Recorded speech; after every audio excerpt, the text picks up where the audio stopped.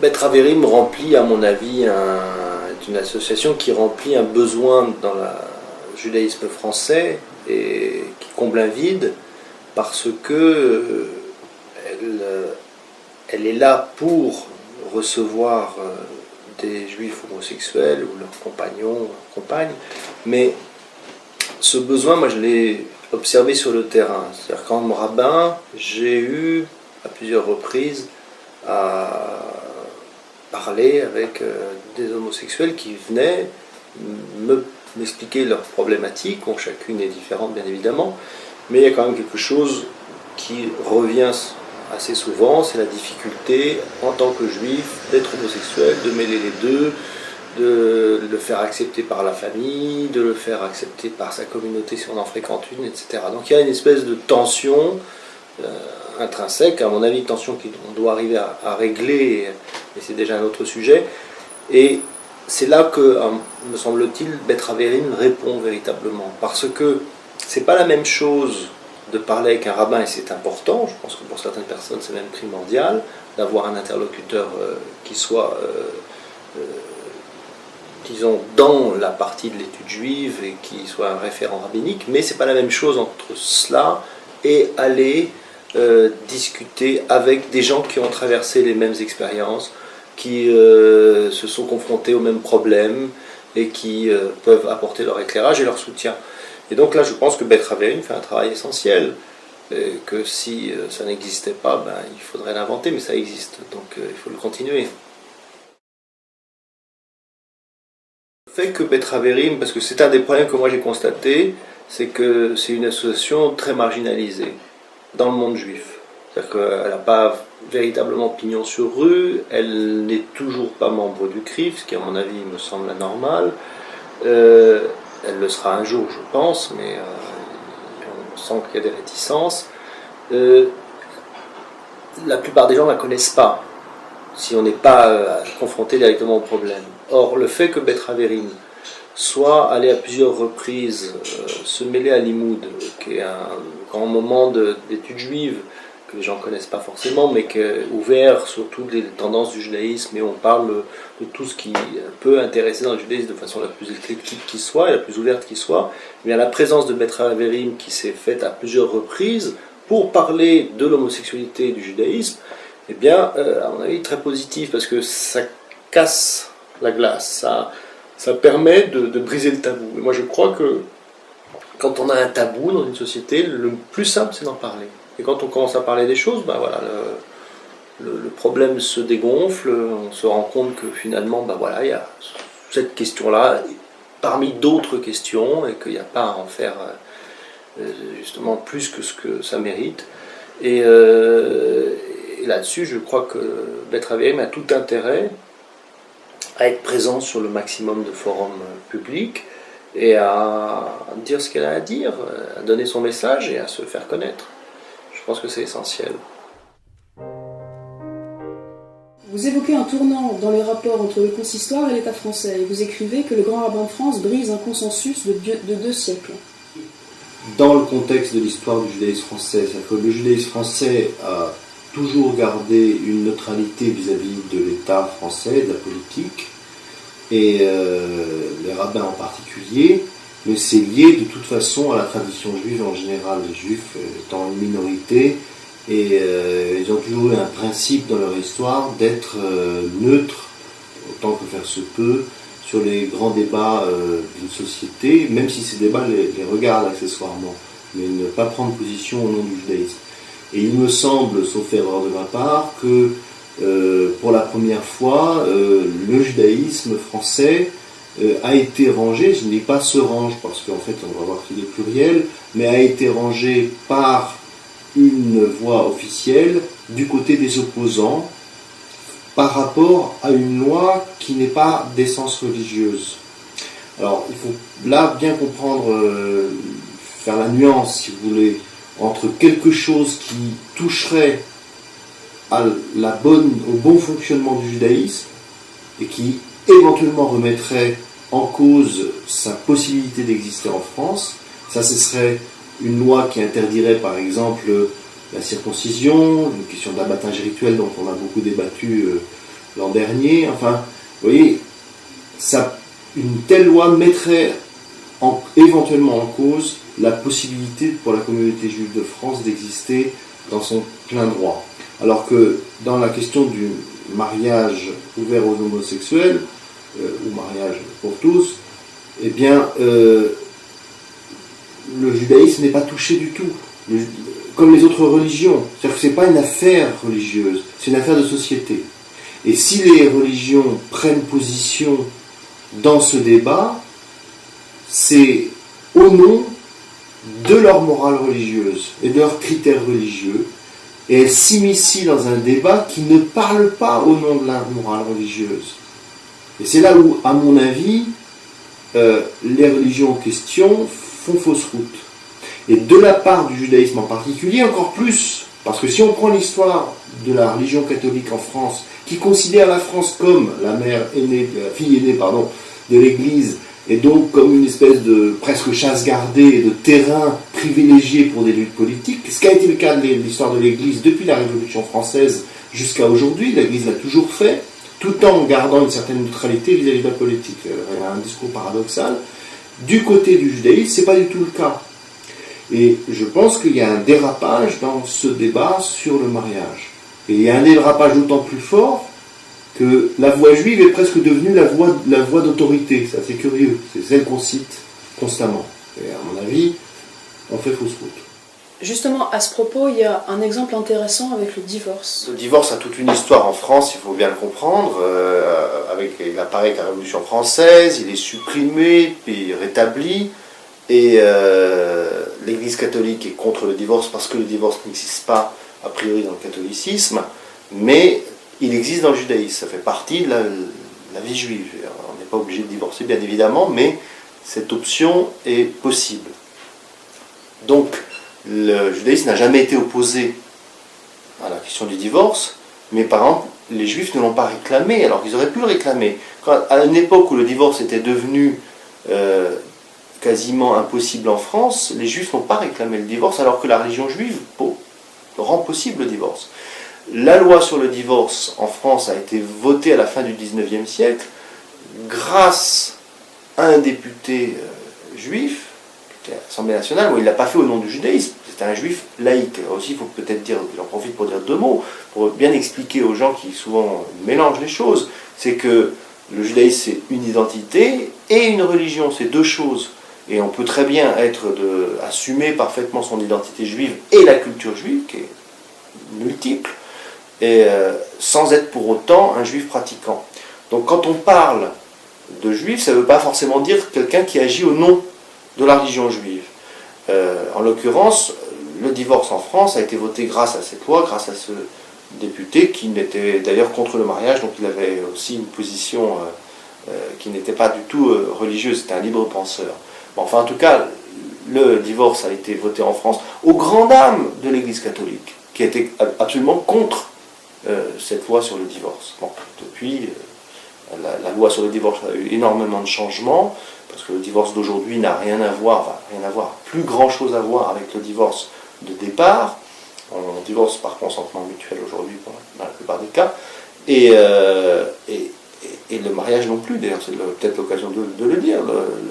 L'institution du mariage, qui est certes une institution très importante, personne ne le nie, c'est une institution qui évolue et dont la lecture évolue. Et là, il y a une question dans toute cette histoire, ce débat, il y a une question de sémantique.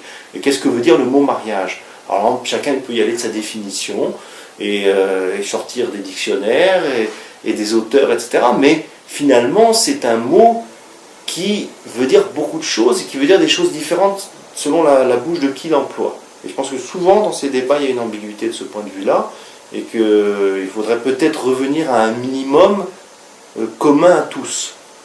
Et moi, il me semble que la meilleure définition du mariage, qui est certes a priori hétérosexuel, c'est vrai, mais il est avant tout le fait de mettre deux personnes qui s'aiment, parce que je dis au passage que l'amour a été galvaudé par plusieurs des discours des opposants à ce projet, et des discours religieux, en se moquant même du fait de l'amour, alors que, excusez-moi, s'il n'y a pas d'amour, il n'y a pas de couple. Le couple ne tient pas, surtout dans la société dans laquelle nous vivons, où les mariages pour raisons sociales et économiques peut-être existent encore, mais enfin c'est quand même très marginal. Donc c'est l'amour qui fait qu'il y a des gens qui se mettent ensemble dans un projet de vie commune. Alors cette vie commune peut déboucher éventuellement sur des enfants, a priori c'est fait pour ça, mais pas forcément. Et c'est avant tout un projet de vie commune au nom de l'amour. Et c'est ça le divorce. Maintenant, est-ce qu'on va élargir ça, ce système, à des couples homosexuels? Bon, le débat est ouvert. Mais vouloir absolument enfermer le mot mariage dans le strict projet de faire des enfants me paraît une usurpation de définition. Vous écrivez sur le judaïsme d'aujourd'hui qu'il est partagé entre une vision conservatrice du monde et une exigence de justice. Et vous dites un peu plus loin que finalement aujourd'hui le judaïsme est pris en otage, en tout cas en France quand on entend les discours actuels, pris en otage par une voie, on peut dire unilatérale, par une certaine unicité, et vous écrivez, on ne peut pas imaginer pire scénario pour le judaïsme que de n'avoir qu'une seule voix. Vous dites que ce qu'on a entendu récemment viendra rejoindre finalement le vaste bêtisier des propos anti-changement, si je peux dire, et vous faites la comparaison avec les arguments défendus par l'abbé Maury. Vous revenez sur l'histoire, vous parlez de l'abbé Maury en 1789, qui pour s'opposer à l'accès à la citoyenneté française des Juifs, dit finalement, oui, ils sont comme nous, ce sont des êtres humains, mais ils ne peuvent pas être de nationalité française. Alors finalement, si le judaïsme n'est pas unique, quel est son point de vue sur le mariage de couples homosexuels finalement? Dans votre question, il y a plusieurs questions. Il y a la question, d'abord, je vais commencer par la fin, de la question de l'argumentaire qui va rejoindre le grand bêtisier. Bon, j'ai été un petit peu méchant quand j'ai dit les choses comme ça, mais il me semble en effet que dans l'histoire des débats de société, certaines voix très conservatrices et surtout voulant prévoir une totale décadence ou une mise à bas de la société du fait d'un changement de loi ou d'une ouverture, bien quand on regarde rétroactivement, ça paraît ridicule.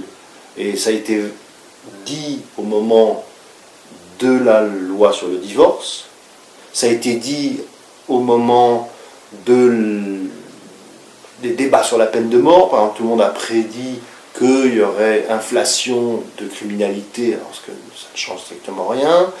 Ça a été dit au moment des débats sur le planning familial, sur l'avortement, etc., etc. C'est-à-dire que chaque fois qu'il y a des débats de société, vous avez toujours cette voix qui revient régulièrement, dire que puisqu'on touche à quelque chose qui est de l'ordre des fondements de la morale sociale, ou des fondements de la morale familiale, eh bien ça va mettre la famille par terre. Alors, je ne dis pas qu'il n'y a pas peut-être un petit peu de vrai dans l'argumentaire, ça mérite discussion, mais on sent très vite les sonnettes d'alarme pour finalement un épouvantail qui n'est qu'un épouvantail de paille et qui ne méritait pas qu'on tire de telles sonnettes. Or, dans les argumentaires sur cette question de la loi sur le mariage pour tous, moi j'ai entendu beaucoup de choses, et un peu tout et n'importe quoi, et je constate qu'il y a une levée de bouclier, mais radicale, avec un catastrophisme absolu, quoi. On a l'impression que la société va basculer complètement, que la famille va basculer, que le couple hétérosexuel va basculer, va être contaminé. Et là je dis stop. Je veux dire, on est dans le délire. Il y a un moment où on bascule dans le délire. Et je suis extrêmement gêné de sentir que le judaïsme, par sa voix officielle, prend part à cette diatribe, c'est de l'ordre de la diatribe, c'est plus de l'ordre de la réflexion. Et c'est ça qui est gênant. Qu'on ait des réserves, on peut avoir des réserves. Il n'est pas du tout dit qu'il n'y ait pas des points d'achoppement dans ce projet. Il n'est pas du tout dit que la famille homosexuelle soit normale. Elle n'est pas normale au sens... On peut discuter de ça. Et on peut mettre l'accent ou mettre le point sur certaines faiblesses. Pourquoi pas? Mais il y a une grande différence entre cela, qui est une critique légitime et ouverte, qui cherche à améliorer les choses, positive, je dirais une critique positive et tolérante, et le catastrophisme. Là, vous voyez, c'est la voie de l'apocalypse presque. Et ça, c'est très gênant. Et dans l'histoire des religions, la voie de l'apocalypse est toujours quelque chose dont il faut se méfier. Même si là, maintenant, si je repars dans l'histoire juive, c'est intéressant de voir que le judaïsme est basé sur un anti-apocalypse. C'est un anti-fin du monde, tout va aller mal. C'est pas vrai, on ne pense pas comme ça, le judaïsme. Et donc, voilà, ça c'est par rapport à la question du bêtisier. Maintenant, le judaïsme, la question de la voie unique, et je pense que c'est une catastrophe, quand le judaïsme a donné son opinion, puis une fois pour toutes et c'est terminé, il n'y a pas de débat, eh bien, ça c'est très intéressant aussi, autre parenthèse, la question du débat, c'est que les opposants ont tous appelé, que ce soit les opposants politiques ou religieux, tous appelé à un débat en disant qu'il n'y avait pas de débat. Ce qui est complètement faux, parce que le débat existe depuis des années, c'est un débat qui a lieu peut-être dans certains cercles ou par certains livres ou certains articles, mais il a lieu en profondeur, c'est un débat tout à fait nourri et honnête, donc c'est absurde de dire qu'il n'y a pas de débat, et paradoxalement, les gens qui appellent au débat, quand on essaye de leur lancer un débat, ils le refusent. L'opposition est absente aux commissions parlementaires, les religieux n'organisent pas de débat contradictoire au sein de leur système, et quand on oppose une voix, là je prends au sein même du judaïsme, il n'y a pas eu de débat. Là aussi, très intéressant. Or, pour le judaïsme, le débat est quelque chose de fondamental. Il fonde la pensée juive.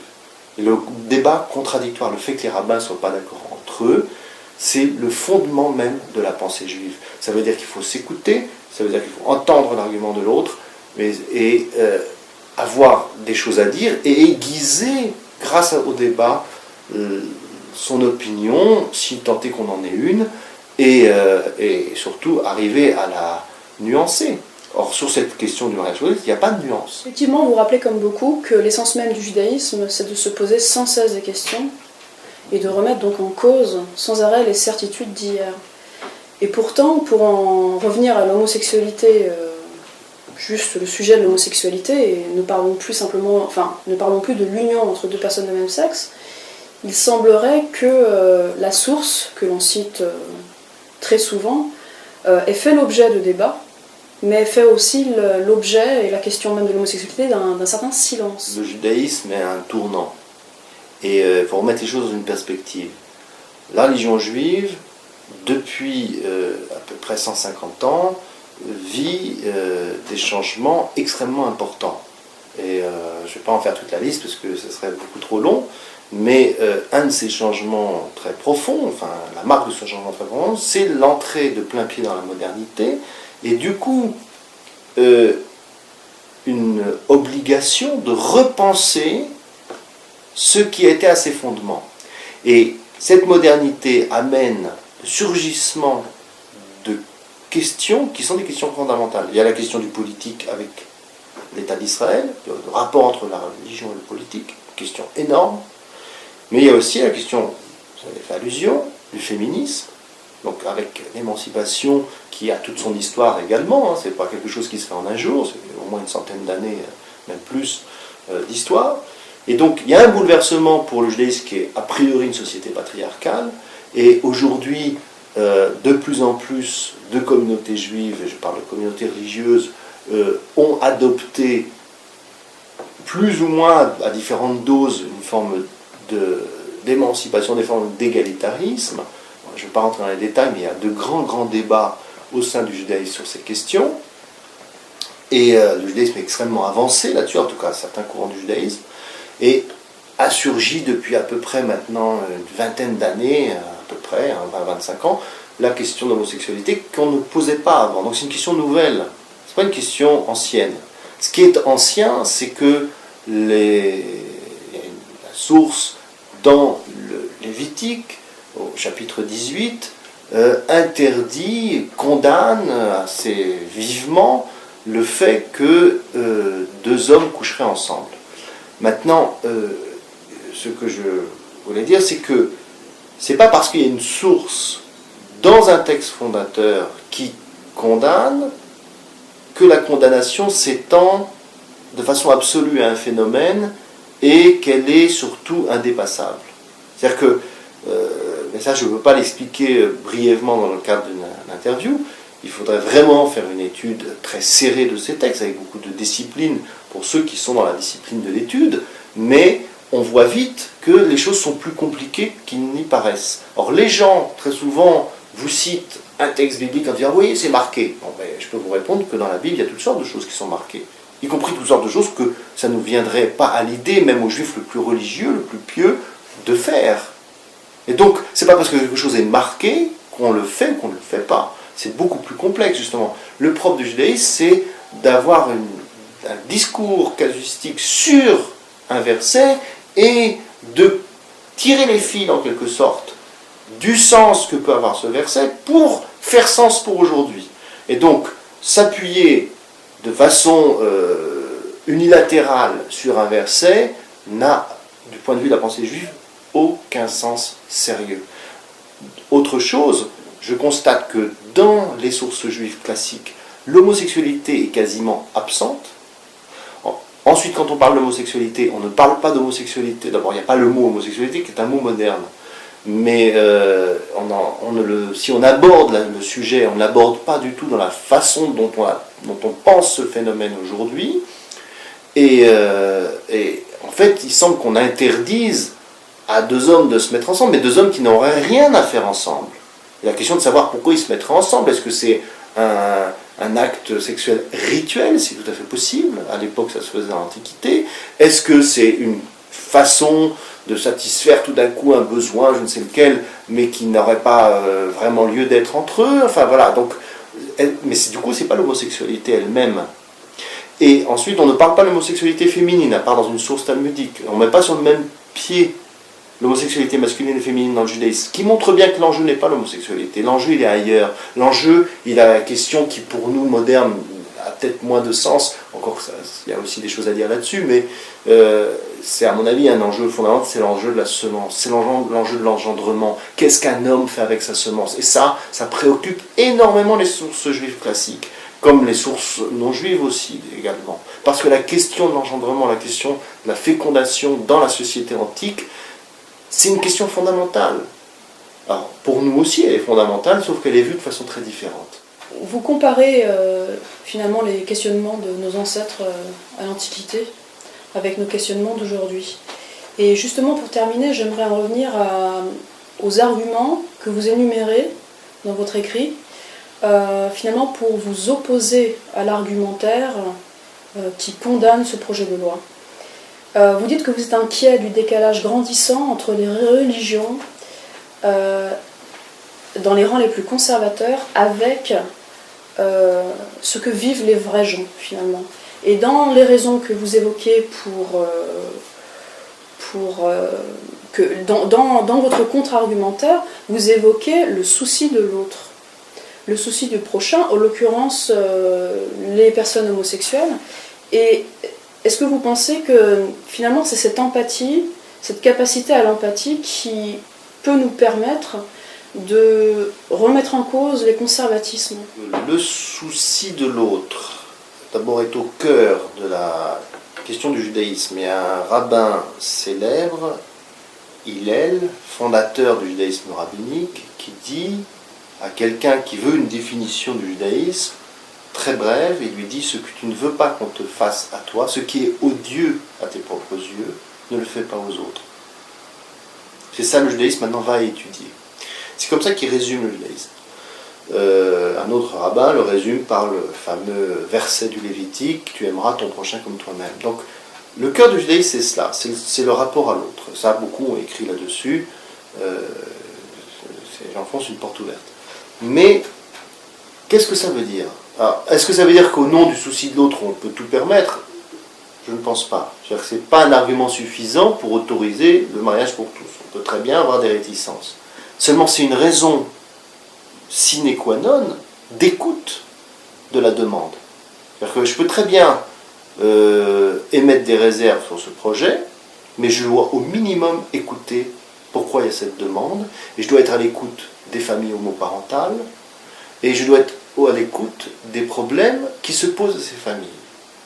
Or, moi je constate que dans les débats qu'il y a eu sur ces questions, qu'il n'y a pas cette écoute, ou il y a très peu. Et que même chez ceux qui se targuent d'avoir cette écoute, en fait, on se donne bonne conscience en disant oui, je vous ai reçu ou quelque chose comme ça, mais immédiatement on évacue la véritable problématique. Et là, ça me semble flagrant. Il y a véritablement deux camps. Il y a celui qui est prêt à entendre et celui qui ne veut pas entendre.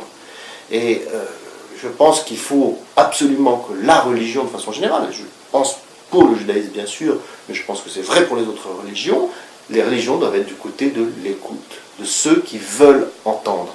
Maintenant une fois qu'on a entendu, on émet certaines réserves, peut-être, encore une fois, pourquoi pas. Mais il y a une grande différence entre émettre des réserves et la levée de bouclier à laquelle on insiste actuellement, qui, à mon avis, pose une question sur le rôle des religions dans la société. Et c'est ça que je voulais dire. Est-ce que les religions ont seulement un rôle de défense d'une vision un peu passéiste des choses? Ça ne veut pas dire que ce qui est passé n'est pas bon.